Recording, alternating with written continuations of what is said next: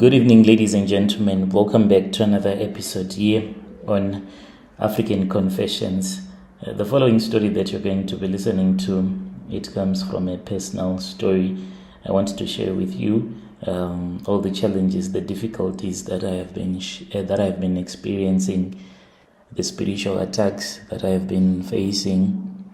From the time that I created the channel, we used to post a lot of these episodes. Then things went downhill. I can say it was in September in the year 2023. That's when the spiritual attacks started, and they got worse and worse and worse and worse, and giving me a lot of challenges, because when you speak with other people that have their own spiritual challenges, it becomes difficult when you consider the spiritual attacks and challenges that you'll be facing. But in this year, a couple of days ago, that was when I also realized that indeed there is a God in heaven, no matter what type of situations you might be facing in life, but there is a God in heaven. So from the time in September 2023, and after there was a funeral in the family, we started posting again, but things were never the same. There was always something that was always going wrong. Up to this date, I have bought 2 computers and 3 laptops, 2 Windows laptops and 1 MacBook. Those other 4 Windows computers, they have all died.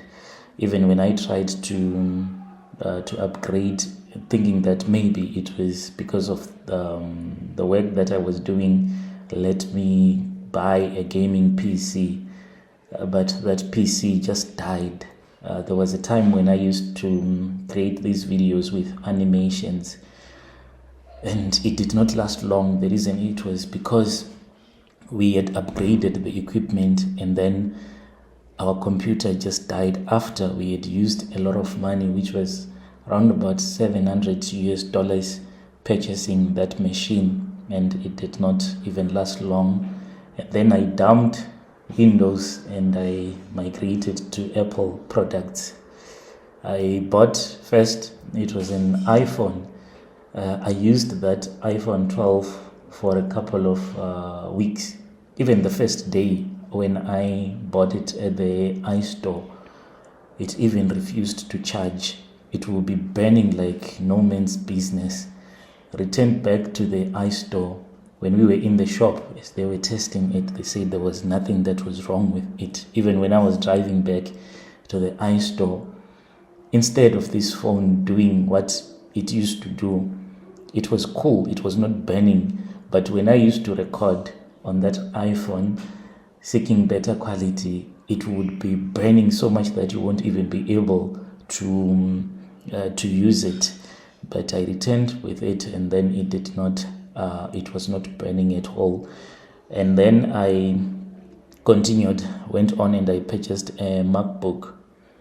The laptop that I am currently using, the MacBook, it just stopped working, the other charging port, and now I use the other port. The screen, I just woke up one day, opened it up, and I saw there was a crack. A brand new MacBook that I had bought, it did not fall down, did not do anything.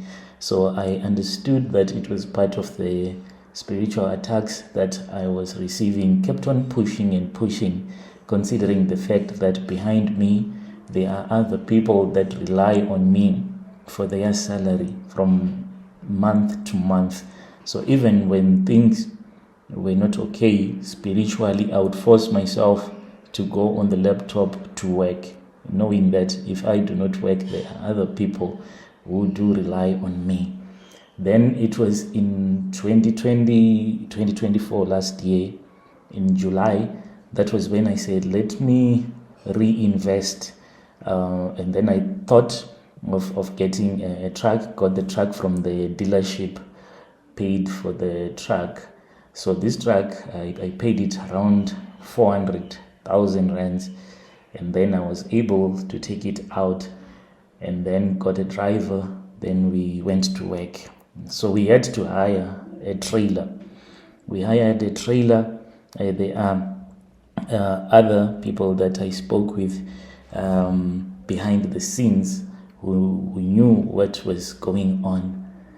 We went and we collected the trailer, and then it burst all the tires on the trailer. All of them, 16 of the tires, they just went, they were just popping like balloons one by one.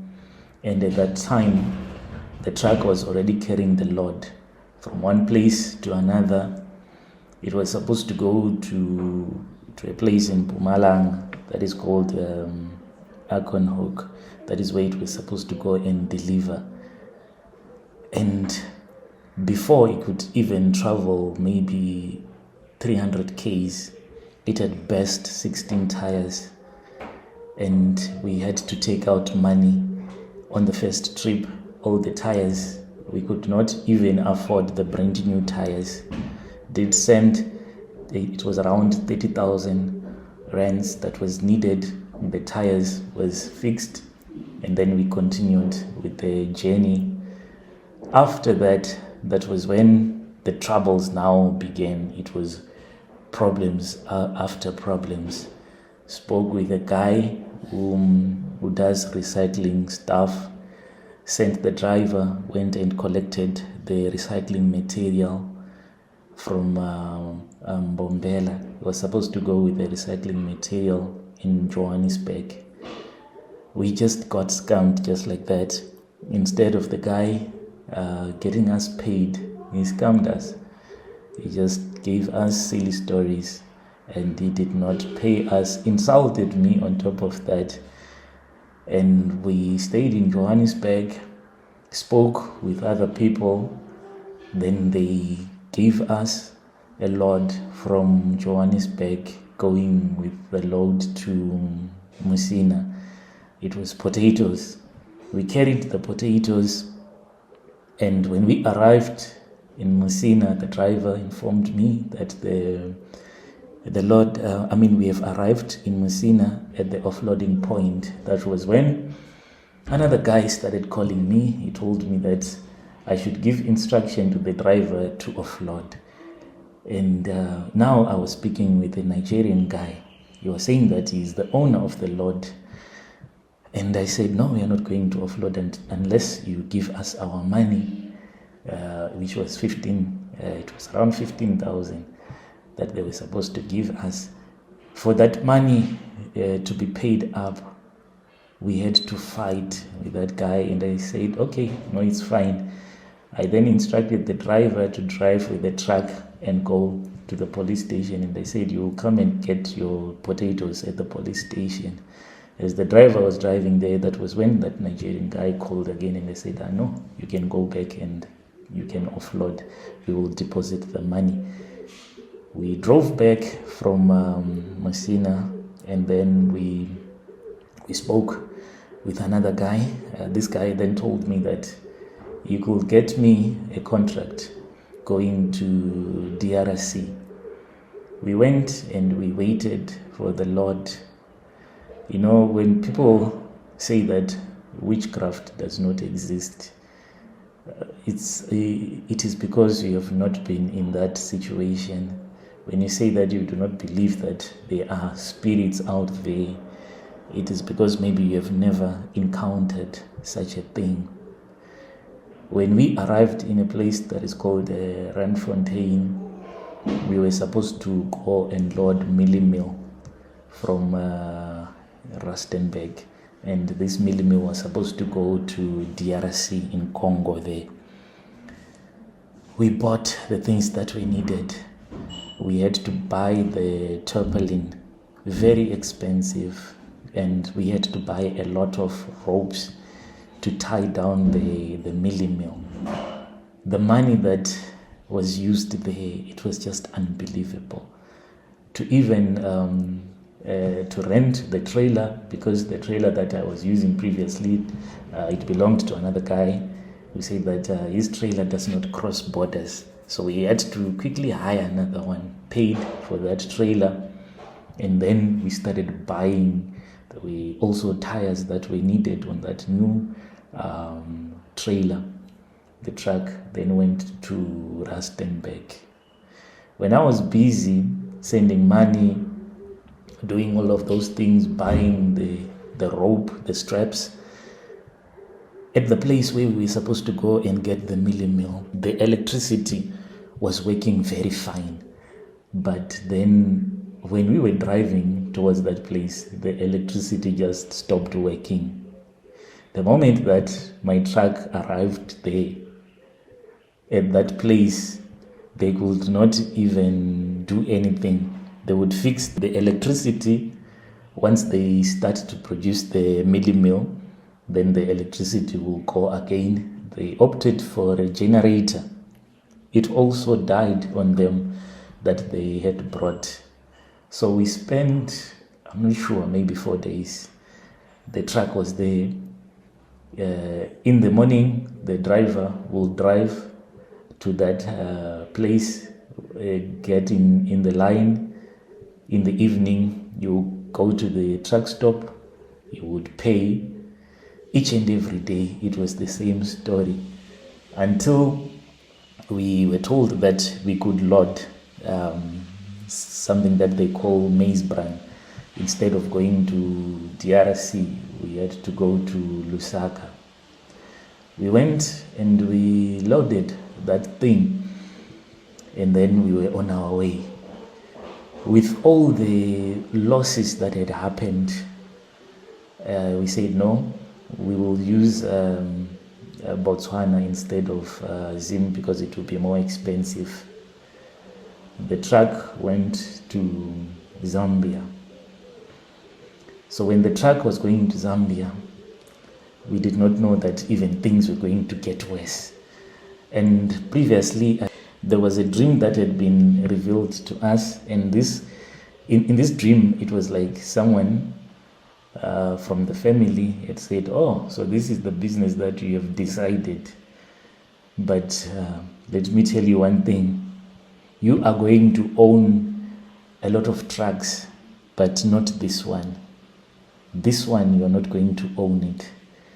This one, you will never get anything out of it. You still are going to make money, but not with this truck. I want to see if you will make money with this truck." So that the dream was always in my mind as the truck was heading for Zambia. But I was just pushing, kept on pumping money into the truck. And there was also another dream.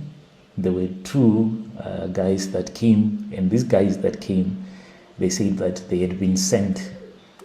They were not sent to rob us or to do anything. They were sent to collect the papers of the truck. And they say, "Do not even worry about telling us where the location of this truck is, for we know where the truck is, and we have been sent to make sure that it is going to have an accident even beyond repair, because this is the mission and we have to complete this mission." I instructed the driver, told the driver to be careful, because in Botswana there are a lot of elephants there. And we traveled nicely, arrived in Zambia. We offloaded. Of course, we had to offload because the person we had gotten us this load even heard that he's campaigning to be a member of parliament there in Zambia. So you will never think that such a person will never give you your money. The balance that was remaining, it was around about 40,000 rands that he was supposed to give us. And after that, after we had offloaded, the man who had offered me his trailer, whom I had rented the trailer from, his truck in the meantime was on its way going to Malawi. Then in Mozambique, there was a bad accident that happened. People died in that accident, and this truck was involved. He called me and he said, "I'm sorry, I have to sell my trailer." It was like a joke. The driver called me from Zambia and informed me that indeed there are people that have come to look at the trailer, and it was sold just like that. And when you own a truck, if you don't have a trailer, then you can't make money. That is what happened to us. Things got so bad that I even told the driver to just do whatever he can whilst he was there in Zambia. But by God's grace, we managed to push little bit by little bit until we arrived in Botswana. When we were in Botswana, we did not even have even a single cent. I instructed the driver to even pick up people from Francistown to Gaborone, so that we can just at least get 5 liters, 10 liters, so that the truck can return back to work. And at that time I had said, okay, I'll meet up with the driver, and I had not told the driver that, okay, it's fine, I'm going to sell the truck. But my heart was in pain because I was thinking about his family. How is he going to survive if I sell the truck? I had already spoken with another dealership, and I told them that I was selling the truck. There is a dealership called Truck Store, and I had sent them the pictures, I had sent them everything, and they said it's fine. They were going to buy the truck from me. So this truck that I had bought, around about 400,000 rands, the price that they were offering me, it was just heartbreaking that you get a truck out of the dealership 1 month down the line, you have to sell it. I got it out in December, so it's December, then January, so it's 2 months. Then you sell it at less than half of the price.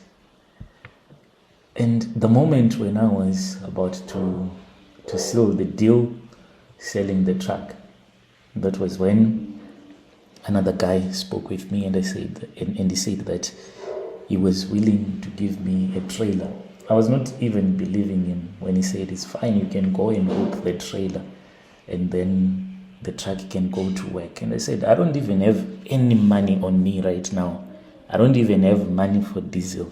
But that man, he then said, no, it's fine. They can go and hook the trailer.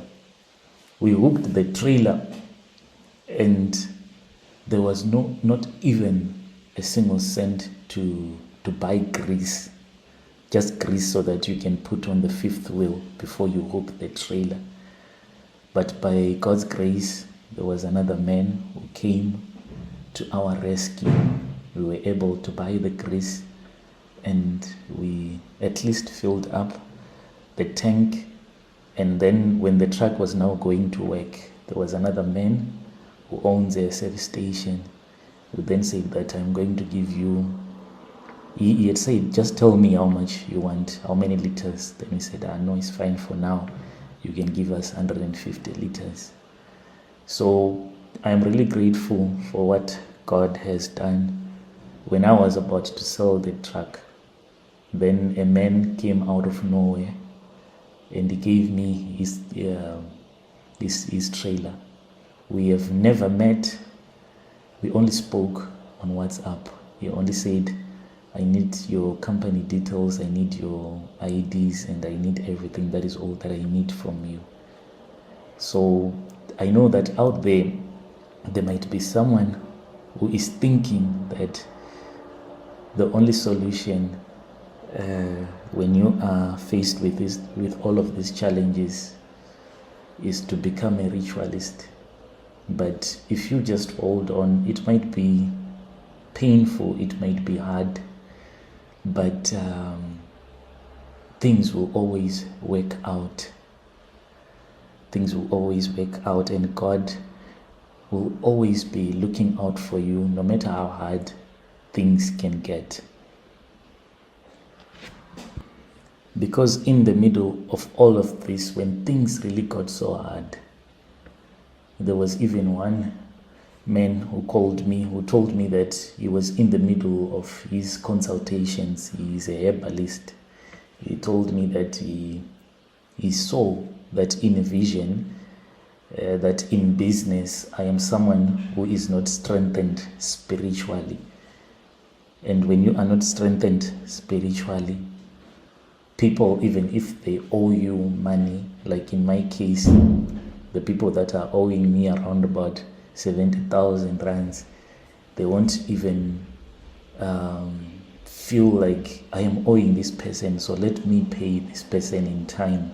So he said, do not worry, I can help you right now. There are herbs that I can burn, and these herbs, when I burn them, you will see what is going to happen. So in that moment, that was when I thought about it, and I said, it's not worth it. I would rather sell the truck and start again. I do not want to get involved in things that today you sort out one thing, tomorrow you are told that blood is needed. So now that I am back at work, I just pray that the spiritual attacks, I know that they are going to stop, because whatever that was supposed to happen, it has happened already, and God has stood by me, and I'm going to try by all means to push as we used to push, to post as many confessions as we used to before all of this. And I just want to encourage someone out there who might be facing a very difficult situation to just hold on, to just keep on holding on.